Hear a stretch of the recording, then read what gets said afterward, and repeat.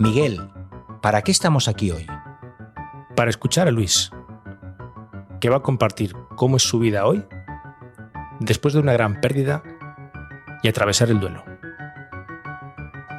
Bienvenidos y bienvenidas al podcast Los Terapeutas, expertos en taras humanas. Un espacio divertido donde parar, aprender y aligerar la mochila para reconectar de verdad con la vida. Somos Miguel Alfonso y Fernando Tobías.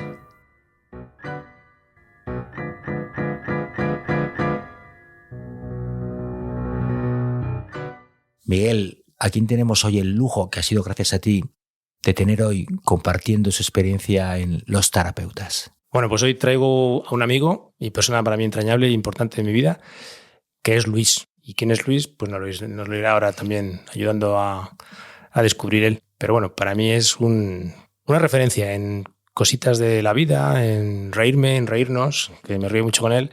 Y charlamos así, al calzón bajado como tú y yo, pues con él yo también hace años que lo hago. Y he dicho, oye, ¿por qué no juntamos hoy 3 calzones? Porque hoy no ha venido Susana. Hoy nos falta. Nos falta aquí nuestra chica del grupo, pero bueno, vamos a intentar mantener el nivel y el listón, aunque no esté, ya le enviamos un beso. Pues Luis, básicamente así al ruedo. Encantado de estar esta tarde con vosotros y aquí estoy. Para lo que queráis, hablar, contar, expresar, estoy aquí, abierto a todo. Bueno, lo que te trae aquí pues es un poco experiencias que has vivido, que luego irán saliendo, iremos comentando, pero para encuadrar un poquito así a las personas, tú eres biólogo, ¿no? Sí, yo soy biólogo y trabajo en ciencia, en educación. Trabajo en el CSIC, en el Museo Nacional de Ciencias Naturales, y esa es la parte científica, la parte, bueno, de trabajo que me encanta, ¿eh? O sea, me encanta siempre la biología, me ha encantado la ciencia, la psicología también. O sea, yo soy casi psicólogo porque luego me dio por estudiar un poco así en ratos libres, un poco así la carrera a distancia y bueno, pues ahí voy, me quedan ya poquitas. Pero mi pasión es la biología y la neurociencia, ¿eh? Me encanta siempre. O sea que Fernando es un terapeuta como nosotros porque es un casi psicólogo, o sea, un terapeuta. Cuando te licencias perderás el título de terapeuta. Que lo sepas.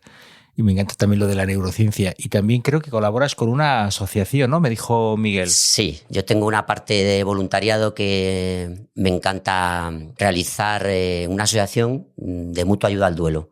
Es las asociaciones de mutua ayuda, me imagino que sabéis de qué van, pero si básicamente recordar que son grupos de ayuda mutua en los que intentamos que haya que sea horizontal, ¿no? Que no haya alguien que sepa más que otros, sino personas que se juntan para hablar de cómo están, cómo viven un dolor, un sufrimiento, una crisis.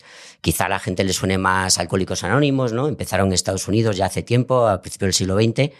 Y aquí en España hay algunas, de enfermos de diversas enfermedades, duelo, hay algunas que otras. La parte grupal la hago ahí. Luego también tengo otra parte más de acompañamiento individual que realizo también de voluntario en el Centro de Escucha. No sé si les suena a lo mejor a la gente el Centro de Escucha San Camilo, que sí que aunque yo no soy religioso, o sea, lo digo así abiertamente, o sea, dice San Camilo, este es un cura o algo así. Iba a pensar, San Camilo. No, pues sí que es gente que siempre cuando me acerqué ahí a este sitio a empaparme un poco de cómo ellos veían el duelo y la pérdida, me gustó la forma, los psicólogos que lo llevan y la gente que está ahí, me gustaba mucho la forma de acercarse a la gente que está, a los dolientes, a la gente que está pasándolo mal. Y era algo que yo había vivido experiencialmente, pero que también luego me había gustado acompañar a la gente desde ahí. Que bueno, que hablaremos de esto, pero me gusta cómo lo hacen y su estilo, y luego, bueno, te deja libertad total, ¿no? De que tú acompañes allí, y también lo hago desde estas dos plataformas, una asociación por un lado de grupo, y luego la parte individual, uno a uno, digamos, en el Centro de Escucha aquí en Madrid. Luego, si quieres decir, no, dinos ahora cómo se llama, por si alguien necesitase luego... Sí, la Asociación de Mutua Ayuda al Duelo, AMAD, AMAD, Asociación Mutua Ayuda al Duelo. Vale, luego... ¿Está en toda España? Sí, en página... No, aquí en Madrid. Solo en Madrid. Es una asociación pequeñita, tiene su página web, www.es, y bueno, nos reunimos una vez a la semana donde, bueno, acompañamos, ahora mismo en el grupo acompañamos pérdidas de todo tipo de vínculos, me refiero, pérdidas por fallecimiento. que esto del duelo es un melón enorme porque amplio, ¿no? pérdidas son muchas, ¿no? Todas, ¿no? Hay de todo tipo de pérdidas, pero acompañamos fallecimiento y bueno, ahora tenemos un grupo de duelo general. Todo tipo de pérdidas, padres, hijos, hermanos, abuelos, amigos incluso. Me llega esto de la escucha, cuando te digo decir escucha y luego escucha también en otro lugar donde estás. Qué fuerte que estos tiempos en los que estamos, ¿no? Que todo el mundo aquí tiene ahora libros de autoayuda y que todos vamos de que escuchamos mucho y sabemos escuchar, pero al final nos tenemos que ir a un sitio concreto y específico para que nos escuchen de verdad. O sea, porque en el entorno es difícil encontrar quien te escuche según qué. Y no solo escuchar cuando alguien está atravesando un proceso no fácil que es el de duelo, ¿no? Que ayer hago un inciso hablando con unos amigos que su hija tiene una enfermedad muy complicada de cáncer. Me reconocieron cuántas veces tienes que tragarte lo que te dan ganas de decir porque la gente cree que está ayudándote diciéndote no sé qué y dices, mira, cállate, déjame en paz, porque la gente cree que escucha o que es empática y cero patatero. Menos mal que existen profesionales y voluntarios que os habéis formado, supongo también, total. Para poder acompañar en procesos siempre para acompañar, pero específicamente creo en un proceso de duelo, que por lo que tú dices, ¿no? Lo has vivido en primera persona y después, yo creo que ya me sale una palabra, te lo digo ya, ya me sale la palabra con mayúsculas, Miguel, sobre Luis, generosidad. O sea, darte, después de haber atravesado tu duelo, darte a acompañar a otras personas que están pasando por lo que tú ya has recorrido, me parece de una generosidad de verdad maravillosa. Realmente yo tampoco en esto me gusta, no lo he buscado, o sea, la vida me lo ha ido trayendo y no ha sido buscado, ha sido algo como que ha venido por sí solo en el sentido de que yo viví en 1 año y medio, en poco tiempo, la pérdida de 2 hijos.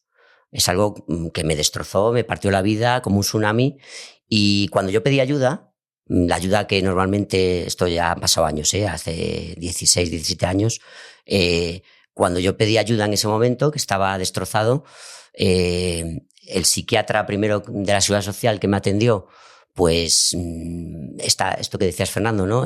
No me sirvió para nada. Lamentablemente me sirvió para una cosa, para cuando salí de la consulta pensar, hostia, me lo voy a tener que comer yo esto o tendré que hacer algo yo con esto porque no me ha dado ninguna herramienta ni ningún tipo de acogimiento, ni siquiera, ni soporte, ni presencia para aguantar el dolor que yo llevaba en ese momento, ¿no? El sufrimiento.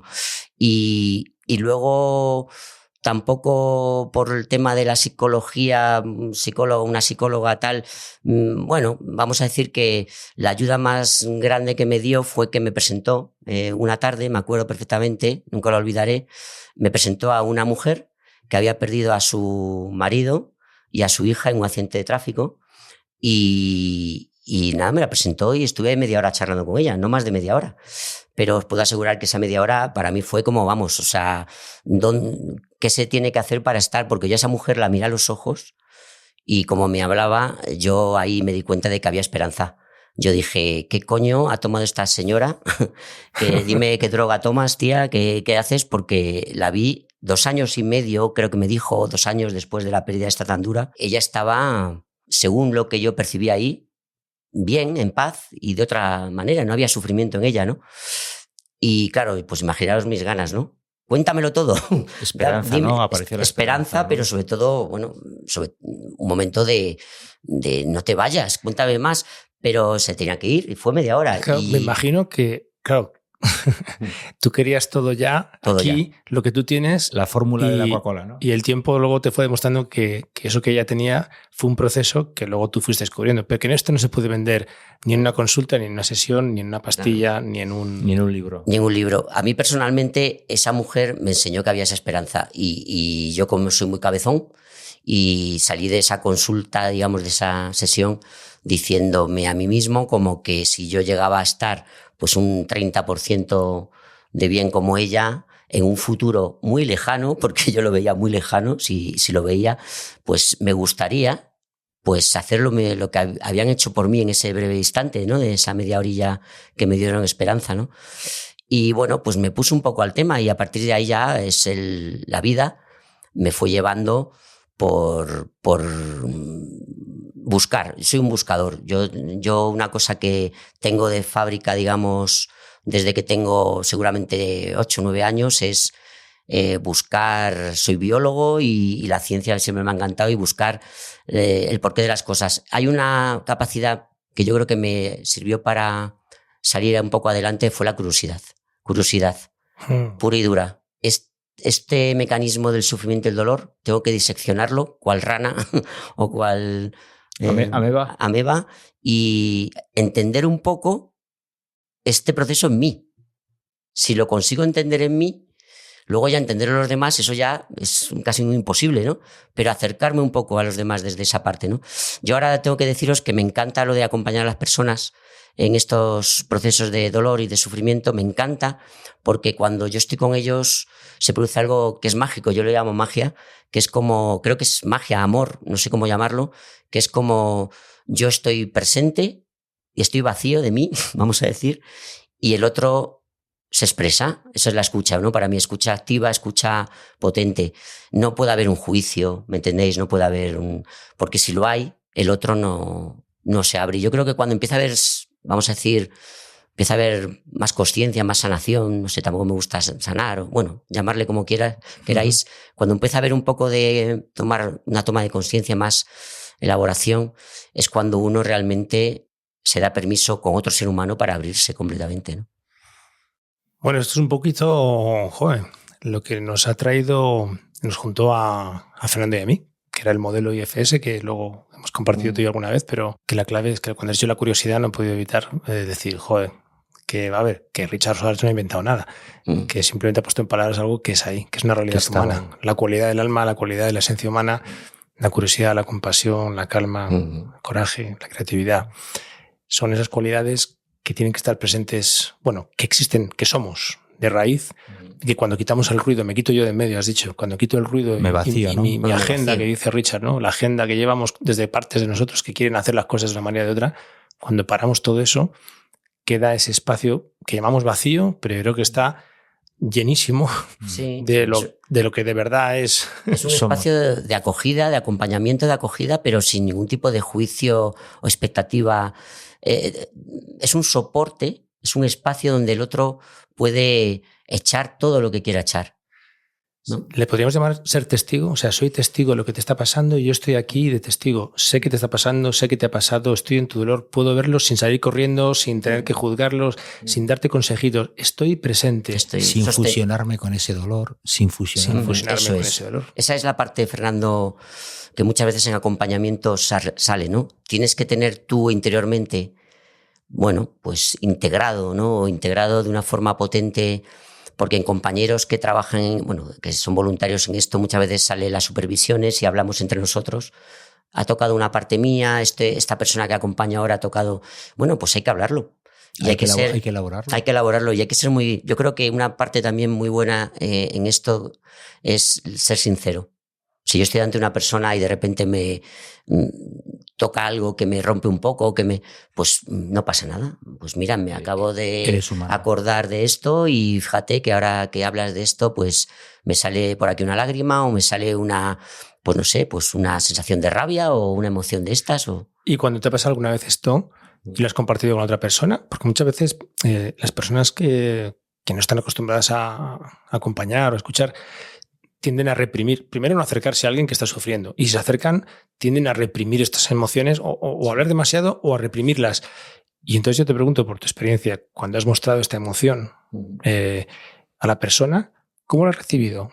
¿La ha hundido y la ha aplastado o lo ha percibido como ostras, me estabas escuchando de verdad y además estás vivo y tienes corazón y lo puedes reconocer? Claro, eres un ser humano, como ha dicho Fernando, eres vulnerable.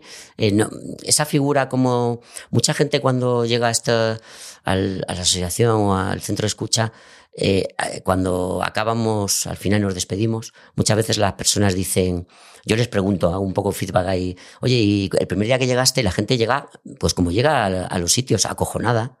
Llega acojonada, tensa, llega diciendo esto que es un psicólogo al uso, es un psiquiatra no, pero un psicólogo, un terapeuta, ¿qué van a hacer aquí? ¿Qué voy a hacer? cuando delante ven una persona, me han dicho siempre, en principio yo les debo transmitirles, yo no me veo desde dentro, ¿no? Pero les debo transmitir como naturalidad, cercanía. Las palabras que oigo es eso. Pues a la segunda sesión, incluso la primera, ya había como una cierta soltar y me relajé, me sentí como si estuvieras como... En confianza, ¿no? En confianza. No había una persona que está, el que sabe más con el que sabe menos, o aunque siempre el rol, pues tú vas a un centro... Son asimétricos, los roles son asimétricos, no son iguales. Claro, pero... Una jerarquía. Una jerarquía, pero aunque sabía que estaba yendo a que me escucharan, había una persona ahí que podía escucharme y estar haciendo ese rol, pero me sentí a gusto, bien, en paz, me sentía bien, y esto hace que si yo me siento a gusto, bien, tranquilo la sesión, pues pueda abrirme. Y si veo que encima la otra persona seguramente pues también lo viva desde una congruencia, sinceridad plena, pues hay cosas que yo creo que se notan, ¿no? O sea, sobre todo uno a uno en distancias cortas, ¿no? Cuando estás hablando de sufrimiento, dolor y de emociones, yo creo que tienes que darte abierto y siendo tú, ¿no? Sí, no se nota. Y me quedado enganchado a la palabra, Miguel, que también te ha gustado, de curiosidad, ¿no? No me hubiera imaginado que un recurso para ti fue la curiosidad por desentrañar, si te he entendido bien, ese mecanismo del sufrimiento humano, ¿no? Sí. Entonces esta mujer, retomo como si fuera cronológicamente, esta mujer se marcha tras la media hora que te ha servido muchísimo, que perdió a su marido y a su hijo en el accidente. Tú decides, ves un rayo de esperanza, te apoyas en tu recurso de la curiosidad para desentrañar. ¿Qué pasa después? Claro, yo en ese momento me hago como una especie de, no sé, una promesa o juramento interior, pero ni puta idea. O sea, decir, salgo de esa... Podía haber salido de ahí con esa idea y luego a los 2 meses estar, no sé, muy mal sin esa idea en mi cabeza. Bueno, esa parte de curiosidad yo creo que me sostuvo en el tema de buscar y de llevarme a mirarme hacia el interior. Yo creo que hay una parte que es potentísima, que siempre miramos hacia afuera, que alguien me salve, que alguien me ayude, que alguien me acompañe, que alguien me resuelva, me rescate. Y yo creo que quizá en mi circunstancia, como no me rescató nadie, pues por huevos no tuve más no te quedó. Claro, no sé, a lo mejor si hubiera encontrado un terapeuta fabuloso, no hubiera sido mi camino ese, hubiera sido otro camino. Mi camino fue un poco ahí en ese caso, decir, pues no tengo más narices que buscarme dentro. Y empecé a mirarme hacia el interior, cosa que no estaba acostumbrada a hacer. Y empecé pues a mirarme, a leer, a buscar. Mucho tiempo de soledad también. O sea, yo tengo una idea de que sí que una de las partes más potentes en los duelos de los seres humanos se integran o se elaboran uno consigo mismo, aunque hay una parte muy potente también con los demás, de compartir, pero uno con uno mismo... Mirada interior es imprescindible. Esto no quiero que te pierdas, pero nos lo dijeron y nos lo enseñaron en el episodio anterior. Los jóvenes a los que entrevistamos nos hablaron de lo importante que era la soledad ya en la adolescencia, que claro lo tenían la soledad para gestionar sus duelos y sus marrones. Decían, con mi música, mi rollo, me lo cuento, déjame en paz, papá, déjame en paz, mamá, que cuando yo esté mejor ya saldré luego y ya te pediré la ayuda que yo crea. Que claro lo tienen tan jóvenes. Y luego se nos olvida y hay que venir a los tantos años a compartir aquí que es importante vivir en soledad, tener espacio en soledad. Claro. Y luego alguien fuera puede estar, pero esto es vital. Y perdona, Luis, añado otra variable. En soledad, pero lógicamente tú tenías pareja y tienes, sí. Olga. ¿Cómo combinaste, no? Porque ese trabajo interior con tu mujer, ella lo compartía, ella hacía su trabajo, lo compartís. ¿Cómo fue esto? Porque no creo que sea fácil. No, básicamente en ese momento, cuando hay mucho sufrimiento, una pareja que comparte la pérdida de en este caso, en muy poco tiempo, 2 hijos, pues hay mucho sufrimiento. Y yo ahí me di cuenta de que cada ser humano es un mundo diferente, y aunque es mi pareja, pues me di cuenta después de alguna hostia, no física, ¿no? Pero algunas palabras que hablamos entre los dos, pues que cada uno tenía su forma de hacerlo, vivirlo, elaborarlo, y que lo que había que tener era mucho respeto. Y entonces yo creo que usamos ahí bien esa parte de respeto, de estar unidos, juntos en esto, pero respetando los tiempos, las formas. Éramos diferentes además en las formas y en los momentos, pero bueno, ella tuvo mucha paciencia, yo también espero con ella, y ella fue haciendo su camino. Ella hizo su camino en una parte más desde la religión, porque ella es religiosa, ¿no? Y sigue siéndolo. Pero yo no, desde esa parte no lo podía hacer, no tenía esa fe, ¿no?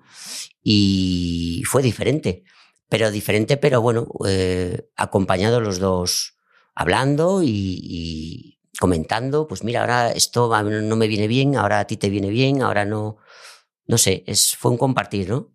Un respetarnos. Me refuerza esta frase que no sé si la he dicho alguna vez, pero que me gustó mucho, que decía que enamorarse es amar las coincidencias, pero amar es enamorarse de las diferencias.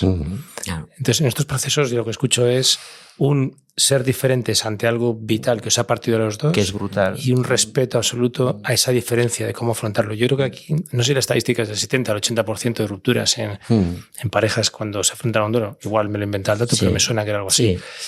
Pero bueno, es un triaje, es una forma de seleccionar, ¿no? ¿Qué parejas están consolidadas en un respeto o son capaces de llegar a un respeto y a un te amo de verdad, y no es un te quiero cuando estamos a buenas, sino que es ir más allá, en algo tan duro, tan hacia adentro, ¿no? La vida es cambio y va pasando el tiempo y todos cambiamos. Una experiencia de duelo, incluso una experiencia traumática, una experiencia de crisis, a todos nos cambia. Pero esos cambios, si los vas viviendo, vas adaptándote al cambio. Yo creo el duelo yo siempre lo defino como un proceso de adaptación. Vendrá esa parte de biología y de darwinista mía y de selección natural, pero al final es un proceso de adaptación. Y en ese proceso de adaptación, es que lo es. Lo es, claro. En ese proceso de adaptación, pues cada ser humano es distinto al otro, aunque vivas en familia, en pareja. Y claro, evidentemente, bueno, en ese proceso de adaptación puede ser que haya momentos en que te alejes o te acerques porque ya no es el mismo. Y bueno, pues tengas que volver a conocerte desde esa otra persona que empiezas a ser y cómo son los cambios. Es un proceso que nunca acaba, ¿eh? Yo creo que en la vida estamos todo el rato en ese proceso de adaptación, ¿no? Eso te iba a preguntar, porque mira, otro día nuestro amigo Fidel, que estuvo por aquí, le pregunté, le hablé que íbamos a hablar contigo y me trasladó oye, pregúntale si tienes un momento, ¿cómo ha ido reformulando su vivencia a lo largo del tiempo? Es decir, ¿cómo te contaste o cómo contabas esto al principio, en medio y a fecha de hoy? ¿En qué ha cambiado? ¿Cómo ha ido evolucionando este relato, tu reformulación? Bueno, totalmente. O sea, en los primeros momentos en que yo lo podía contar, lo que podía contar era de una parte mucho más, claro, rota, traumática, ¿no? Traumatizada, con dolor, con sufrimiento.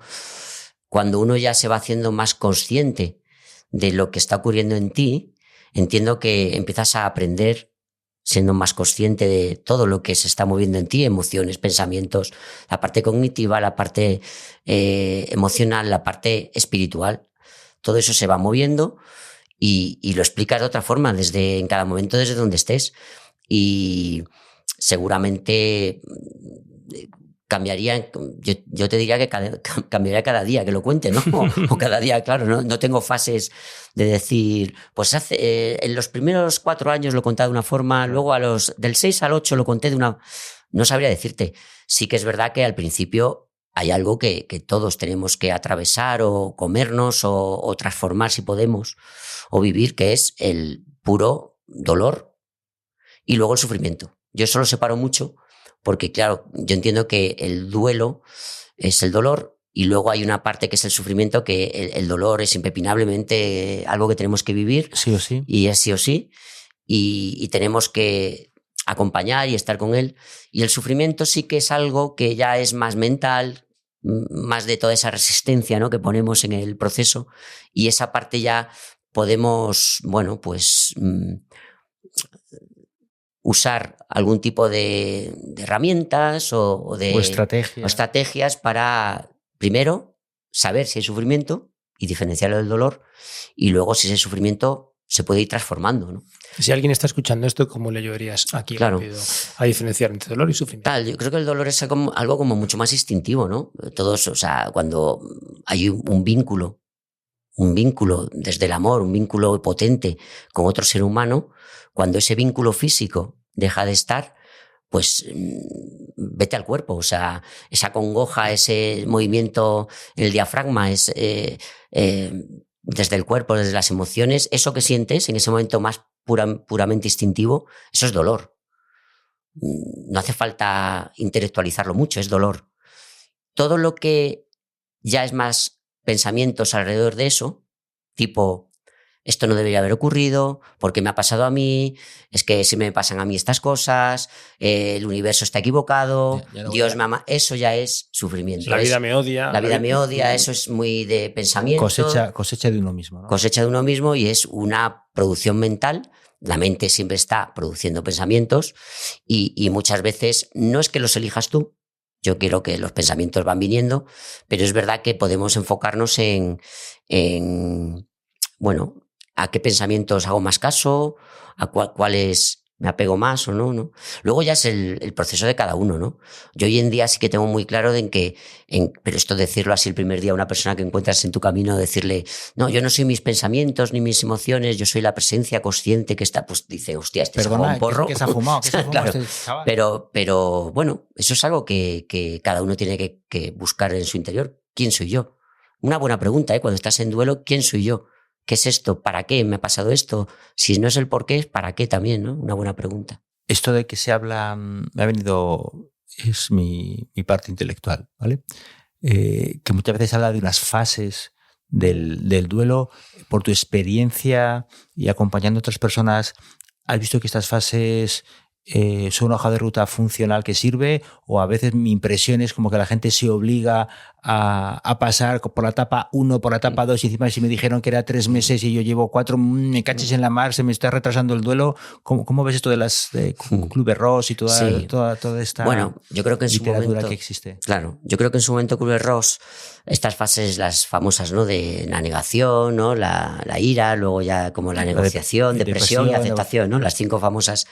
Clubes Ross las hizo además para paliativos, ¿no? Para personas que estaban enfermas, no muy gravemente enfermas, ¿no? Era una pérdida de su salud, ¿no? Y quizá de una vida, ¿no? Que estaban perdiendo su capacidad de vivir. Pero no, estoy de acuerdo en Fernando en lo que dices de que yo creo que es un poco, a ver, en su momento fueron las que fueron. Yo por mi experiencia te diría que puede resonarte alguna parte de alguna de esas fases, pero es verdad que luego acompañando a las personas cuando están en duelo, yo creo que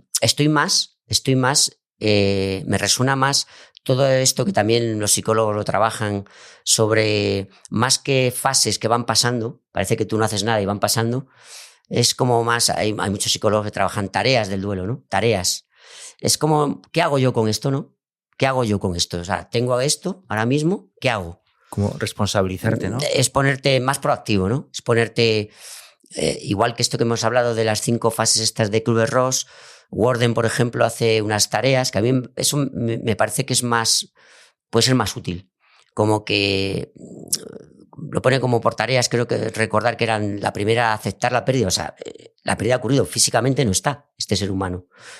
La segunda era emocionalmente poner nombre a lo que siento, es decir, va después, ¿no? O sea, ¿qué estoy sintiendo ahora mismo? ¿Qué emociones vienen a mí? ¿Qué sensaciones? ¿Qué pensamientos?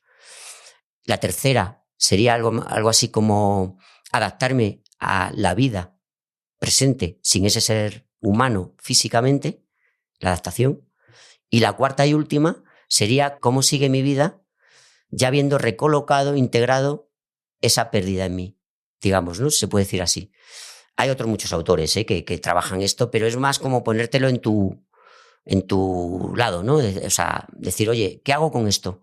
Tareas, ¿puede haber cosas que haga con esto? Como todo esto es un proceso, el tiempo es importante. Cuando yo recibo una persona que acaba de tener una pérdida hace un mes o 2 semanas, no es lo mismo que si una persona lleva 2 años. Claro. Y entonces el tiempo, ¿he hecho yo algo? ¿En ese tiempo he hecho yo algo? conscientemente, quiero decir, algo... Sí, proactivamente, como decía. ¿no? Algo de elaboración, o simplemente he hecho una evitación y he estado todo el rato evitando sentir esas emociones en mí. Sin perder este hilo, por si luego se nos va, hay una cosa que sí que me gustaría preguntarte, porque en todo el tema de los duelos, cuando hay una gran pérdida o un proceso, como nos ha comentado ahora Fernando, en la hija de sus amigos, el entorno, yo te lo he oído contar una vez y ahí sí me gustaría que sacases algo de esto. Muchas veces queda bloqueado. La gente desaparece, gente con la que contabas, aparece gente con la que no contabas de repente. Cuenta un poco cómo fue y qué lanzarías para ayudar a los que no saben cómo ayudar o cómo acercarse al ser que está en duelo. Claro, yo creo que es, ya viéndolo en general, hay una parte que casi todos los dolientes comunican al principio, en la fase más aguda de sus duelos, que es como que alguien la ha decepcionado seguro. Familiares, amigos, mi amigo del alma, mi padre, mi hermana, mi hermano, ¿por qué no se podemos sentir decepcionados? Pues porque, claro, evidentemente ese nivel de sufrimiento y de dolor no es fácil de acompañar ni de estar, sobre todo cuando encima hay un lazo que te une y que también ellos han perdido, a lo mejor es familiar también suyo, ¿no? O nos une mucho, ¿no? Entonces, muchas veces los dolientes decimos, me sentí abandonado, me sentí como decepcionado. La palabra quizá más a menudo es decepción. ¿Y rechazo? ¿Has notado el rechazo de alguien de que ya no quería ver una cara larga? Haz ya el duelo, termínalo ya, pero yo no quiero... Bueno, es que en el fondo... Pregunto. Sí, de una forma incluso inconsciente, los seres queridos, ¿cómo nos quieren ver? Bien. Arréglate ya, venga, ya. Ha pasado un año. Claro, y además esto de los duelos, del tiempo, que eso también es otro melón que hay que abrir. Normalmente los duelos por vínculos importantes en la vida de una persona llevan un tiempo. Y llevan un tiempo que no son meses. Pueden ser años. Pueden ser años, claro. Y esto de la presión social, cultural, de que un duelo en varios meses, la primera respuesta que tengas pueda ser, no solamente de un familiar, sino de cualquier persona que esté cerca. Uy, todavía sigues ahí, todavía. Y a lo mejor todavía lloras. Claro, o todavía.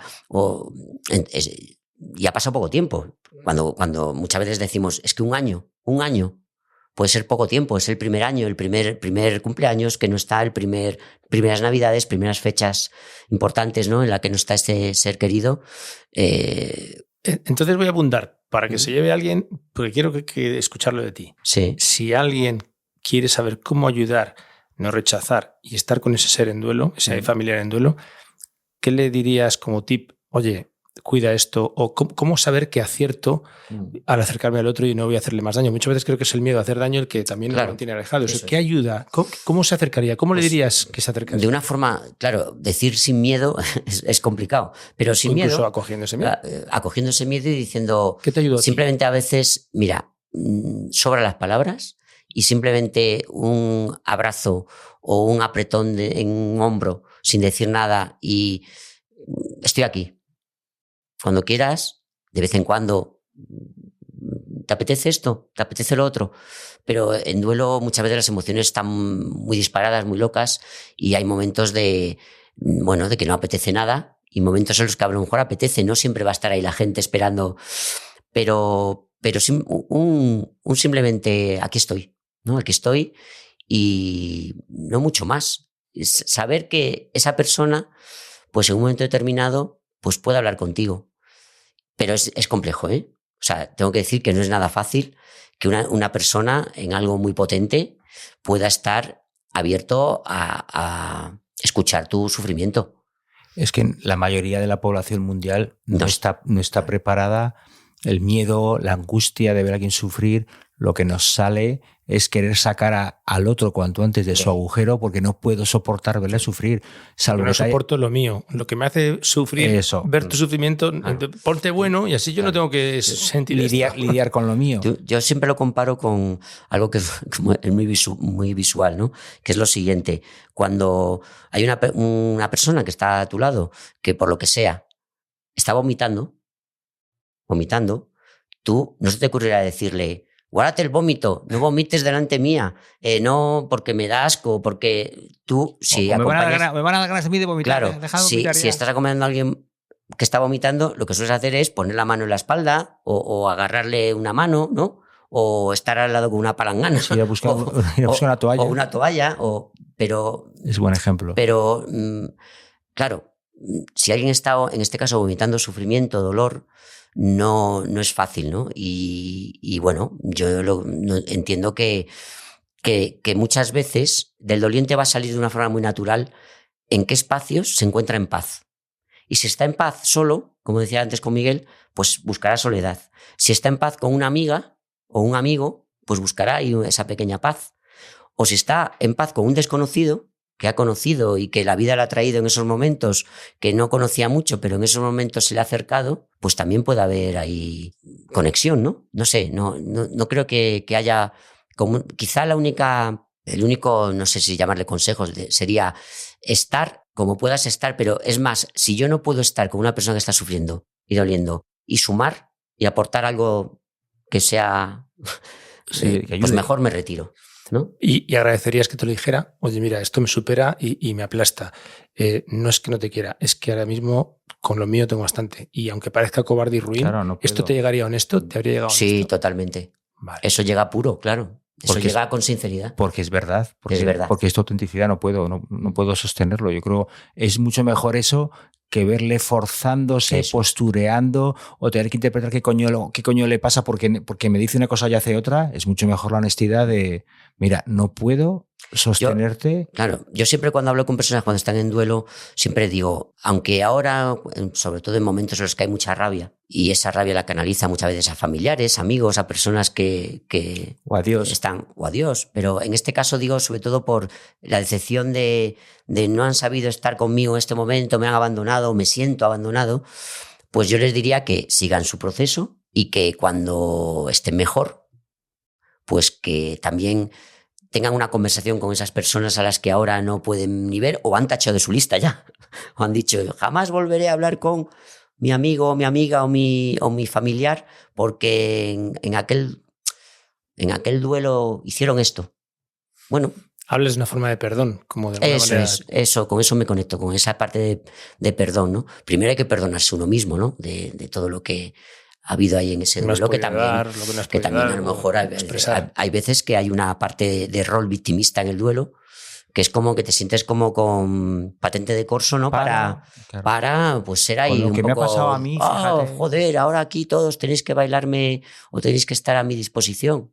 Esto lo has visto tú también y no sé si lo has llegado a experimentar, pero como que una tarjeta de visita donde entres a un sitio y digas he perdido 2 hijos, es como ¡pum! Se hace un silencio y a ver quién supera eso. Y da un rol, da un personaje, da un caché. Un caché. Pregunto, porque creo que puede haber personas que durante un tiempo a lo mejor se sientan como más protegidas, más cuidadas o más vistas. O sea, nunca lo voy a poner desde un punto de vista de juicio, pero que puede haber esa autoayuda, decir...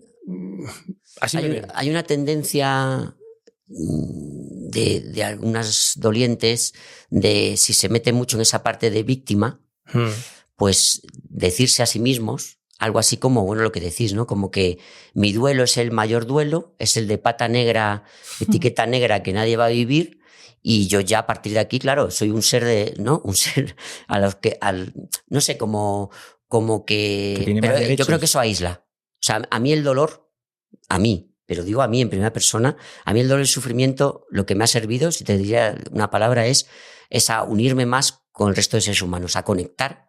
La compasión, ¿no? Compasión y conexión. Humanidad compartida. Humanidad, o sea, humanidad. Me encanta Carl Rogers, la psicología humanista, todo eso a partir, el budismo, todo eso a mí llegó como, hostia, esto, cuando yo empecé a leerlo, digo, esto es lo que estoy viviendo ahora. Y no había leído en mi vida nada de budismo, ni de Carl Rogers, ni de empatía, no sabía eso qué era. Pero digo, esto me resuena con lo que estoy viviendo experiencialmente. Claro. Pero es verdad que hay otra gente que lo que le resuena es desde el sufrimiento. Fíjate, ahí diría desde el sufrimiento, ese rol de víctima me aleja, me pone en una posición donde yo me siento al gustito. Al final es un abrigo que te pones en el cual al final si te gusta, es un poco adictivo incluso, ¿no? Puede Diría serlo, yo, y hay puede que ser. trabajarlo, claro. Me viene una pregunta que una parte de mí está dudando de si procede la pregunta de una parte morbosa, pero como te la quiero decir desde el respeto, espero que te llegue bien. Pero me ha venido algo así como, Luis, si en algún momento experimentaste en tu proceso como desesperación total, desesperanza total, Sí. no querer estar o desear estar vivo, y luego otro sentimiento que estaba pensando mientras escuchaba, que creo que es de los más jodidos de lidiar en esta vida, que es la puta culpa. Entonces, ¿has atravesado...? Sí, totalmente. Yo creo que no habría... Diría que aparte de la tristeza, que es la emoción así top, ¿no? Del duelo, rabia, culpa, a paladas, o sea, lo bestia, esa parte de desesperación, no en muchos momentos, pero hubo momentos en los que sí. No es que pudiera decir que... Pero una ideación suicida, de estas de, uy, si me quito de este sufrimiento y tal, pues no me importaba tampoco ir en mucho. el coche y decir, pues venga, acelere un poco aquí, Y ya está. o me tiro desde este balcón y tal, podría pasarse por mí, se pasó por mi cabeza en algún momento. Y curiosamente, fíjate, lo tengo en mi cabeza, ¿no? Que una de las cosas que en ese momento uno no se da cuenta, pero cuando está tan metido con esa desesperanza en tanto sufrimiento, no pensamos muchas veces en el resto de esas personas, ¿no? Que están a tu lado. Tenía mi mujer, mi otro hijo, familia, amigos. No lo ves. O sea, como hay tanto sufrimiento, estás tan desesperanzado y tan secuestrado por el sufrimiento que quieres quitarte de en medio. Y quizá ahí no miras esto que mucha gente, ¿no? ¿Y por qué lo vas a hacer si tienes esto y tienes lo otro? Ahí no estás mirando nada de eso. Ni de ¿no? coña. Si lo miraras, no estarías, claro, no estarías ahí. Como no lo miras, a mí me vino una cosa como muy potente uno de los días que estaba muy desesperanzado, y lo que me vino no fue nada de aquí, de los que estaban vivos, sino me llegó como una imagen de mi hijo, y fue como algo así, me vino una idea como muy potente de que el mayor homenaje que yo podía hacer a mi hijo, a la memoria de mi hijo, era vivir lo mejor posible y conseguir paz, si en algún momento conseguía paz, y no quitarme yo la vida, ¿no? A partir de su muerte, algo así, ¿no? Que el legado que yo dejara a la vida de mi hijo fuera mi propia muerte también, ¿no? Algo así, ¿no? Y me resonó como muy raro y fue como... ¿Te impactó? Se me impactó y me lo quitó de la cabeza, ¿no? Pero bueno, yo entiendo cuando he acompañado a gente con ideación suicida o conductas suicidas. Es verdad que la gente, cuando hablas del suicidio abiertamente y diciendo, bueno, pues si no pasa nada, si en algún momento de mi vida... Es un sentimiento normal. Yo lo he tenido, otro lo ha tenido y lo hemos vivido así. ¿Cómo lo tienes tú? ¿Cómo lo sientes? ¿Cómo lo vives? Y cuando una persona le entras desde ahí, desde la apertura, curiosamente se abre y te lo cuenta, y esa ideación suicida... No siempre, pero puede ser que se disminuya, ¿no? Disminuya o que se trabaje o que... Sí. En IFS eso tiene una... Es que me está encantando escucharte, porque eres el ejemplo viviente de que el modelo IFS pues me aporta una claridad que yo no había visto hasta ahora. Y es eso, el tratar a nuestras partes internas como pequeñas personitas que tienen su propia forma de intentar ayudar. Y una parte suicida es una parte de nosotros que intenta cortar el suicidio, o sea, cortar el sufrimiento, evitar ese dolor. Y bueno, puede ser bebiendo alcohol, puede ser tomando droga, o decir, corto por lo sano, salto. Y entonces cuando la persona siente que es una parte de ella, que además es legítima, que es escuchable, que no es un tabú, que no es que estés enfermo ni que seas un egoísta, no, es que es una parte que está ahí como un niño pequeño. ¿Qué hace? Rompe un juguete, se enfade y se va, pues me voy. Pues una parte suicida es una parte que dice, me voy, pero si recibe la conexión que has dicho antes, la escucha de conexión, la legitimación a su dolor, el tiempo suficiente como para que el resto del sistema de la persona conecte otra vez con el sentido de la vida, como en este caso has dicho, darle un sentido a mi vida a través de que mi hijo, que habría deseado, y ahí poder empezar a ver al otro hijo y a tu mujer que estaban ahí, pues queda en un segundo lugar, su función ya no es necesaria porque tú te haces cargo, tu esencia, tu presencia, tu descubrimiento en esa búsqueda, y tiene su tiempo, en su momento. Entonces no hay patología, no hay que temer hablar de esto. Sí, además yo siempre en esto, aunque tenga estudios o haya hecho cursos y toda esa preparación que siempre decimos, ¿no? Que parece que cuando tienes ya 4 másters, 5 títulos se puede trabajar desde ahí, Y los psicólogos, pues claro que hacen una labor buenísima, claro, y los psiquiatras y los terapeutas que tengan... pero yo, toda esta parte que os estoy contando hoy es de la parte mía experiencial. Entonces, a mí todo lo que me sale, cuando me dices tú que tú lo ligas con IFS, y yo cuando de repente empecé a hacerlo, me salía de forma natural y no sabía qué era, lo que coño estaba haciendo, pero cuando me pongo a leer libros, digo, anda, pero si esto tiene algo de esto de Rogers, o algo de Albert Ellis por aquí, y algo de terapia cognitivo-conductual, y esta de aceptación y compromiso. Luego yo, como soy un friki, pues ya me pongo a leer y me leo todo, me lo leo todo y digo, pero entonces encaja en algo que yo no sabía cómo ponerlo en palabras, y luego está ya los eruditos y los estudiosos del tema que ya lo cuadran perfectamente, ¿no? Pero de esa parte experiencial de persona con persona, yo creo que muchas veces es algo como esa magia que yo digo de corazón con corazón o presencia con presencia. Estamos dos seres humanos abriéndonos. Y hay algo que yo creo que no va más allá de los conceptos y de las palabras. Y cuando otro ser humano ve a otra persona que está consciente, abierto, sin juicios, yo he visto y lo he vivido auténticos, no sé llamarle milagros, de personas que en poco tiempo te llegan y te dicen, ha habido una transformación en mí. No por ti. O sea, yo siempre digo, nadie salva a nadie ni nadie ayuda. Yo creo que acompañas y es el otro luego, con lo suyo, que se salva. O que se salva. O tira para adelante. O que tira para adelante. O sea... Ahora que has dicho la palabra que la hemos usado hoy unas cuantas veces, ¿no? La palabra presencia, Luis, y me estaba acordando, ¿verdad, Miguel, que entrevistamos a Enrique Martínez Lozano, que también fue una gozada tenerle aquí? Él hablaba al perder su mujer de manera violenta, la atropellaron. Hablaba de que él, después de fallecer Ana, como que mantenía una relación, percibía su presencia, como que la sentía siempre a su lado, como que incluso él cuenta, ¿no? Como que le hizo regalos de comprensiones que le llevaron a dejar el sufrimiento y sí quedarse solo con el dolor, como tú decías.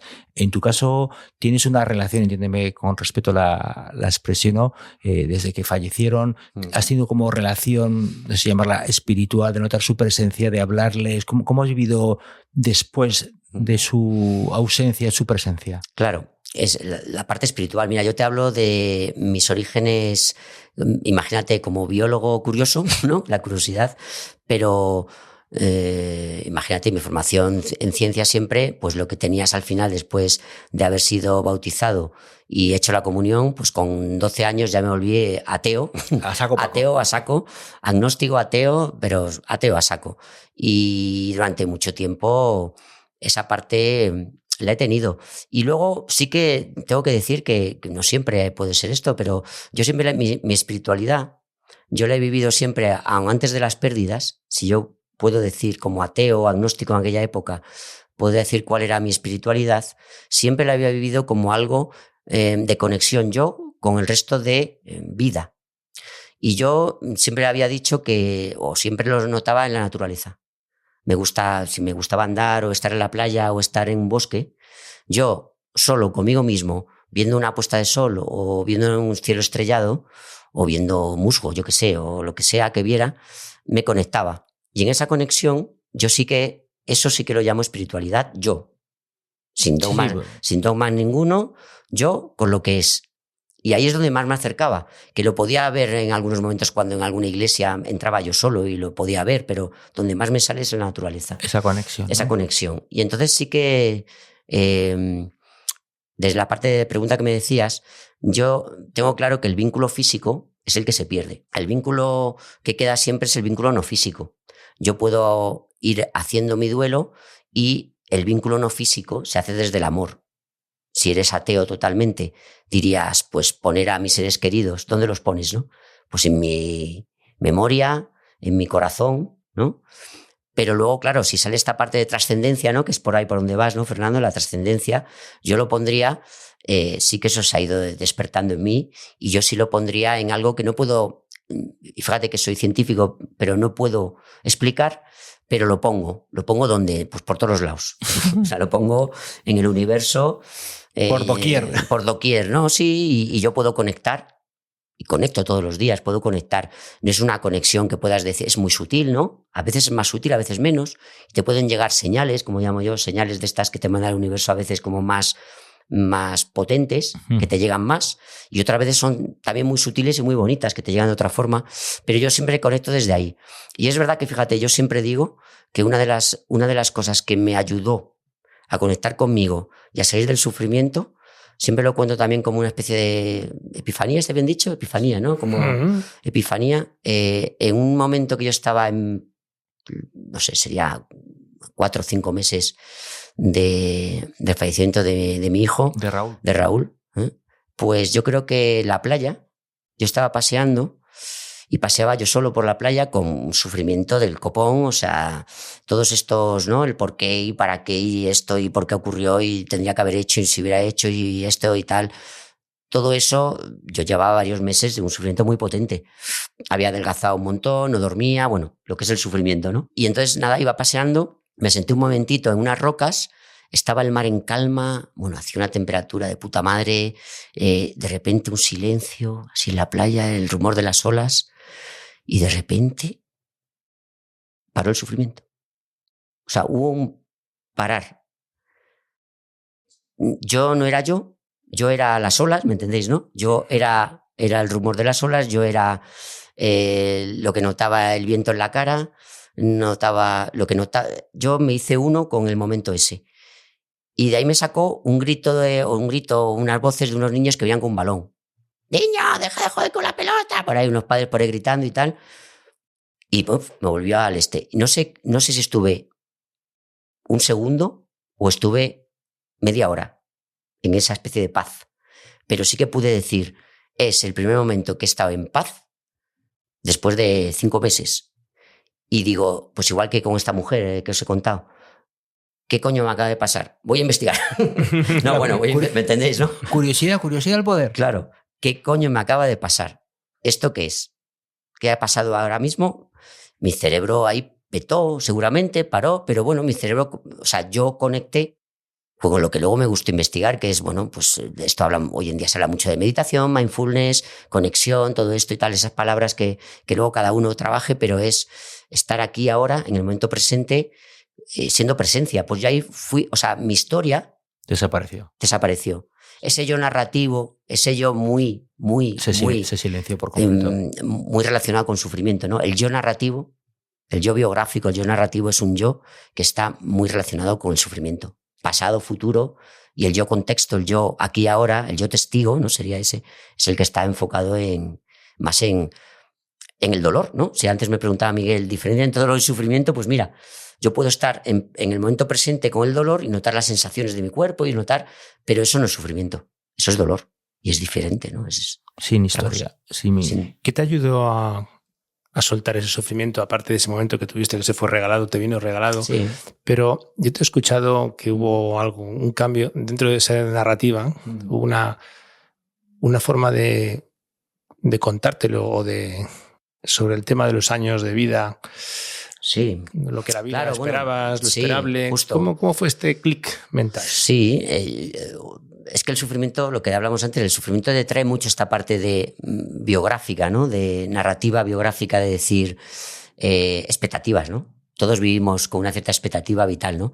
Cuando una muerte es muy repentina primero, repentina. Perdona, porque lo sepan los que nos escuchan, ¿qué años tenía Raúl cuando falleció? Cuando falleció tenía 3 años y medio y fue un accidente en casa de unos familiares y claro, o sea, en un momento, muy rápidamente, ¿no? Estuvo 4 días en el hospital, 3-4 días y luego falleció, pero cuando es un joven, un niño, cuando es una persona en la que la expectativa, ¿no?, que tenemos todos es que es antinatural, ¿no? Eso se dice mucho, no es natural, ¿cómo puede ser? Pues hay más resistencia, ¿no? Todavía. Cuando es tan joven, ¿no? Tan claro. Pequeño, ¿no? Entonces, hay una parte que es lo que nosotros deseamos, imaginamos, y otra parte es la realidad. Entonces, yo creo que cuanto más conectas con la realidad, con lo que es, menos sufrimiento y más aceptación hay. Entonces, a mí me fue llegando una idea muy clara. Cuanto más, luego lo he leído por ahí a gente. Hay una autora que se llama Byron Katie que habla y dice muchas veces, cada vez que peleo con la realidad pierdo. Cada vez que discuto con la realidad mentalmente pierdo. Es una frase... 100% de las veces. 100% de las veces. Jodido. Claro, entonces, claro, eso es sufrimiento. Entonces, sí que es verdad es que me cambió mucho esa parte de entender que la vida, creo que Miguel se refiere a esto, ¿no? La vida completa de mis hijos, pues en un caso, la vida completa de Raúl fueron 3 años y medio, y luego mi hija Leire, que murió al nacer, en el parto, venía con una enfermedad y tal, y en el parto falleció. Pues tenía pues esos segundos de vida, ¿no? Porque murió justo cuando nació. Entonces, esa es su vida completa, y quiero que se me entienda, sin expectativa ninguna. La vida completa de una persona que vive 90 años, son esos 90 años. Y entonces, claro, aquí estamos en una sociedad que estamos siempre comparando, ¿no? Pues una vida completa es una vida de 99 años, ¿no? Y una vida los percentiles, ¿no? Claro. Y derechos adquiridos, claro. Y me lo deben. Entonces, sí. Lo que sale a lo que yo espero es demandable. Es que yo imaginaba que me iba a durar la relación para toda la vida, o la salud, o el trabajo. Es, Fernando, una frase que yo siempre recordaré de un doliente que estuvo en el grupo, ¿no? En el grupo de duelo. Fue una pérdida también de un hijo, ¿no? De joven, en un accidente de tráfico. Venía con la mujer y esta persona solo repetía, estaba muy metida en el sufrimiento en ese momento, y solo repetía una frase que era: la vida me ha estafado. La vida es muy buena la frase. La vida me ha estafado, porque él en su concepto de vida tenía muy metido que la vida era la vida de un hijo que hiciera esto, que hiciera lo otro, y que él que su hijo le sobreviviera. Sí, y que se casara y que yo fuera el padrino y que tuviera un buen trabajo y que vivieran cerca, y yo con los nietos, y luego que yo me jubilo y se los cuido. La frase es muy buena, ¿eh? Una idea es la realidad, y otra idea es cuál es el deseo, ¿no? ¿Qué desearíamos? Pero claro, muchas veces se confunde aceptación con aprobación. O sea, evidentemente, yo no a mí no me hubiera gustado nunca que mis hijos hubieran fallecido, ¿no? O que mis seres queridos... Pero aceptación es entender que el hecho es ha ocurrido. Decir sí a lo real, dicen que decir sí a lo real. Y el hecho apellidos, sin seguir detrás. La vida es así ahora. Ese hecho ocurrió, y esa es la vida real. Y es lo que te permite seguir con la siguiente vida real. Quiero decir, la vida después de esa pérdida, la vida después de ese duelo. Sigue habiendo vida este rato de ahora, estas navidades con tu familia, las risas que nos hemos pegado. Totalmente. Cuando hemos ido a la universidad a compartir este testimonio tuyo, que lo llevaba, porque para mí, primero era terapéutico para mí, porque claro, cuando empiezas a tener... Yo trabajando en la UBI, al principio que trabajaba no tenía hijos, entonces yo iba a situaciones justo una igual que la tuya, que hemos comentado alguna vez, y aquello era tremendo, y bueno, como no tenía hijos, lo podía llevar de una manera, podía vivir la pérdida de niños. Cuando empecé a tener hijos se convirtió en, ostras, no quiero este tipo de aviso, qué mierda y qué miedo. Entonces, a mí escucharte durante 13 años que hemos ido ahí en la Universidad Autónoma, en la Facultad de Psicología, a contárselo a los psicólogos, me daba esperanza, me daba bálsamo, decir, bueno, si un día pasa esto que yo no quiero que pase, joder, miro a Luis y por lo menos, bueno, ya tengo a alguien a quien preguntar por quién empezar. Y segundo, le veo reír, y me daba esa calma. Entonces, ese era un poco el sentido, sobre todo, de que se te escuchen. Hoy se pierden aquí pues todas las risas que uno se puede echar contigo, porque además hay gente que cree que eso no es posible. Verte así y decir, eso no puede ser, estará disociado, este tío no puede estar, está fingiendo. Mecanismo de negación, es imposible. Y digo, no, tómate una caña con Luis y luego me lo cuentas. A mí muchas veces cuando hablamos de esto del duelo y tal, me preguntan, y hablando con otras personas, y hay además hasta teóricos, o no sé si por experiencia lo viven así también, que apuntan y que dicen, yo creo que los duelos acaban integrándose. Y yo hay una palabra que siempre utilizo, que es el agradecimiento. Yo creo que cuando tú puedes ese vínculo, que ya no es un vínculo físico, repito, es un vínculo no físico, pero ese vínculo que fue físico en un tiempo, cuando puedes mirar y decir que hay un agradecimiento por la vida de ese ser humano, que agradezco a la vida, aunque fueran 3 años o unos segundos o 90 o los que sean, agradezco, tengo un agradecido recuerdo hacia ese ser humano, hacia ese... yo creo que cuando la gente me habla desde el agradecimiento, yo empiezo a entender que ya he integrado esa pérdida. Pero cuando todavía hay pelea resistencia, le cuesta mucho a la gente decir esto, ¿no? Y ya sé que no todo el mundo lo va a decir y no pasa nada. Y si uno no lo dice, cada uno está donde está, es su proceso, ¿no? Pero mucha gente se pelea con esto, ¿no? Nunca podré o nunca, yo siempre estaré en duelo. Bueno, no sé, yo creo que sí que, sobre todo, esto que hablamos de duelo es un proceso que yo creo que tiene un principio y puede tener un final. Y si yo diría cuál es el final, sería cuando ya dejo de pelearme, llevo integrado en mí.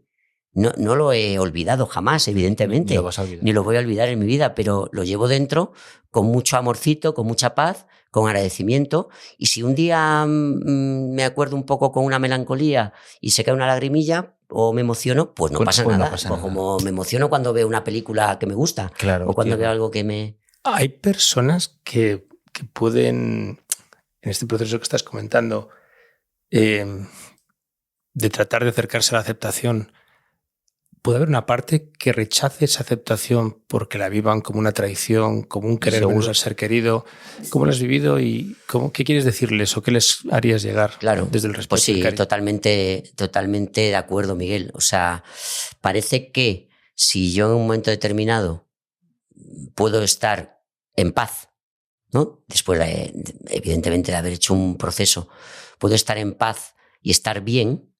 Hay mucha gente que... La culpa. Es culpa. Es que al final, fíjate, hay alguna gente... Yo soy muy de buscar ahí el cogollo y yo creo que si al final en un duelo, sobre todo emociones como la culpa y la rabia, sobre todo la rabia es resistencia, mucha resistencia, la culpa también, ¿no? Pero mental. Si la rabia y la culpa se trabajan bien, se elaboran, se van vomitando, se van integrando, se van soltando, se van transformando, creo que el duelo al final queda en una tristeza que al final puede ser ya melancolía, morriña, y después de ahí se convierte pues en, bueno, pues yo, fíjate, hasta me cuesta decir dolor. Yo no vivo en el día a día cuando me levanto y veo una foto de mi hijo o un recuerdo desde el dolor, o de mi madre que falleció hace menos tiempo y tal. No recuerdo con dolor, recuerdo con mucho amor. Añoranza, ¿no? Añoranza también. Sí, pero es una añoranza, es un entendimiento de que físicamente no están, pero que están de otra forma. O sea, entonces ya no es no sé si me estoy explicando bien, ya no es un sentimiento de pérdida para mí. Si para mí están de otra forma distinta, pues entonces están. Es una transformación.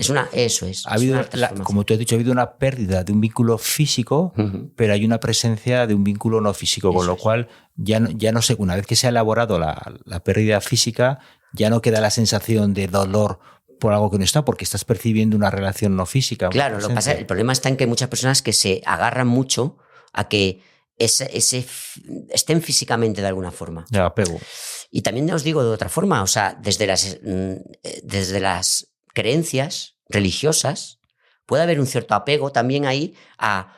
Me agarro también, bueno, esto ya es un melón que no. Tira. Me agarro a que estén de otra forma que a mí me gustaría que estén, y eso me da una esperanza, pues en Alá, en Cristo, en el cielo, en lo que sea, en el cielo, porque les pongo de una forma. O sea, yo no tengo claro qué será. Es decir, si yo me muero mañana, lo explico así, esto a lo mejor la gente se asombra, pero si yo me muero mañana, si no hay nada, no hay nada.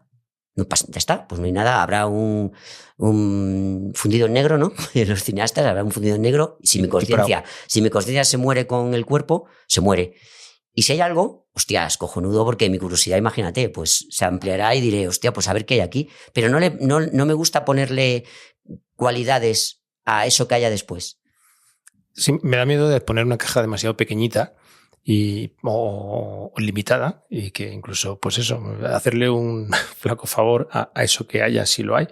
Entonces, bastante tengo con el día a día aquí y con lo que tengo aquí, y con sentir todo esto que has dicho, que creo que es parte. O sea, si no hay nada, pues no hay nada, pero si hay algo, creo que hay suficientes, lo has dicho antes, formas de conectar, de sentir, de relacionarme incluso con un ser querido, como para percibir algo de ese misterio, claro, y dejarlo en ese misterio sin querer destriparlo aquí ahora con mi cabeza humana de andar por casa. Mi instinto me dice, mi presencia, que algo hay. Algo hay. Pero fíjate, qué genial es eso. Sí. Si os parece, quizá pueda ser momento, ¿os parece, de ir cerrando esta maravillosa... Bueno, es más que una conversación, porque te has desnudado emocionalmente, y creo que nos estamos los tres conectadísimos con este presente gracias a lo que nos has compartido. Me viene a proponer la sección de la mierda compost.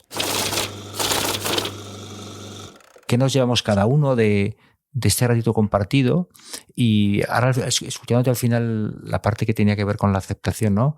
Me ha venido como que al final todo converge, y me lo demuestra la experiencia de Luis y de todas las tantas otras personas que has acompañado, que al final la paz viene, bueno, puede venir con esos momentos de gracia, ¿no? Como cuando te fundiste con la bruma y las olas y la playa, ¿no? Pero cuando uno consigue finalmente alinearse, que es una expresión que utiliza Enrique Martín Lozano, ¿no? Cuando consigues decir sí y alinearte con lo real, por doloroso que esto sea, al alinearte desaparece el sufrimiento, desaparece la rabia, desaparece la pelea, la resistencia, la discusión, y ahí, aunque haya dolor y se atravesará, aparece un sentimiento de paz. Al final, una de las palabras más maravillosas que podemos llegar a decir en esta vida es ese sí a lo real, a lo que es, por doloroso que esto sea. Y hay muchos testimonios de personas que habéis experimentado. Yo he perdido a mis padres también de manera inesperada, y cuando finalmente consigues decir esto es lo real, sí, no es aprobación, no es resignación, es un sí a lo real. El sistema está preparado para experimentar. Y la herida cicatriza, siempre estará ahí, algunos días la notarás más que otros, pero deja de sangrar, ya no sufres.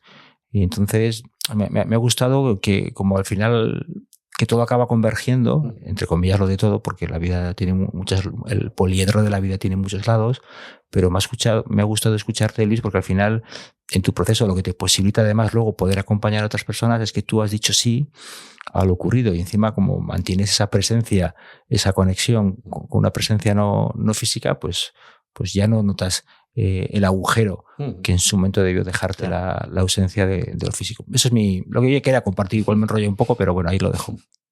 Bueno, así no soy yo siempre el que se enrolla.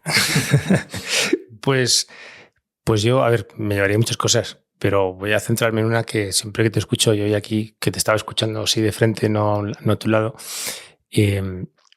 me quedo con proceso y transformación. Y lo he traído, te estaba escuchando y lo estaba trayendo a mi propia vida ahora, ¿no? Una pérdida de este tipo es entrenable. Es entrenable, quiero decir, la vida no está entrenando. Mis hijos de bebé ya no están, murieron. Mis niños de 10 años ya murieron. Los adolescentes están convirtiéndose ya, dentro de poco morirán también en la adolescencia y pasarán adultos si no pasa nada. Es decir, que estoy perdiéndoles, ya no están ahí en una forma. Entonces, eso que has dicho antes, continúo relacionándome con mi hijo en otra forma. El formato físico siempre cambia y es duelo constante. Bueno, la belleza de mi mujer, la belleza mía, la juventud. Todo. Todo. Hemos estado aquí hablando hoy en realidad de nuestro tránsito, de nuestro final. En ti, a través de nuestras pérdidas. Pero que estos tres calvos, yo semicalvo, vamos a morir como ratas también a lo físico. Claro. Y es acercarse con esta mirada tuya de proceso y transformación y misterio.